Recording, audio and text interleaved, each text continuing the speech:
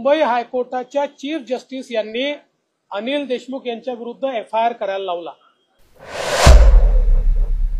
त्यांच्याच सरकारमध्ये तो एफआयआर झाला, त्यानंतर ते जेलमध्ये गेले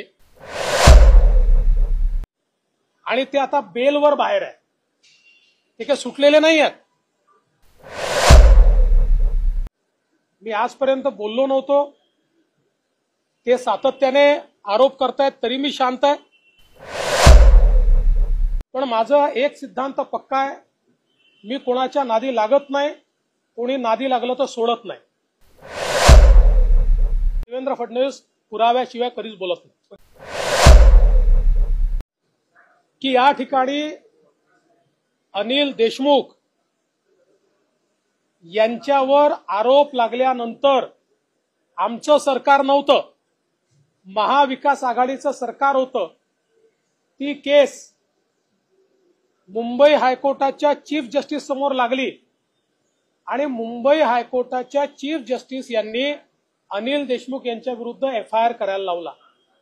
त्यांच्याच सरकारमध्ये तो एफआयआर झाला, त्यानंतर ते जेलमध्ये गेले आणि ते आता बेलवर बाहेर आहे। ते काही सुटलेले नाही आहेत। 100 कोटीच्या वसुलीच्या केसमध्ये ते जेलमधनं बेलवर बाहेर आलेले आहेत। आणि मी एक गोष्ट अतिशय स्पष्टपणे सांगतो, मी आजपर्यंत बोललो नव्हतो, ते सातत्याने आरोप करतायत तरी मी शांत आहे। कारण मी अशा प्रकारचं राजकारण करत नाही, कोणावर डूक ठेवून राहत नाही। पण माझा एक सिद्धांत पक्का आहे, मी कोणाच्या नादी लागत नाही, कोणी नादी लागलं तर सोडत नाही। मी आज तुम्हाला स्पष्टपणे सांगतो आणि माझं त्यांनाही सांगणं आहे, कारण त्यांच्याच पक्षाच्या लोकांनी त्या काळातल्या त्यांचे काही ऑडिओ व्हिज्युअल्स हे मला आणून दिलेले आहेत। त्यामध्ये ते उद्धव ठाकरेंबद्दल काय बोलतायत, ते पवार साहेबांबद्दल काय बोलतायत,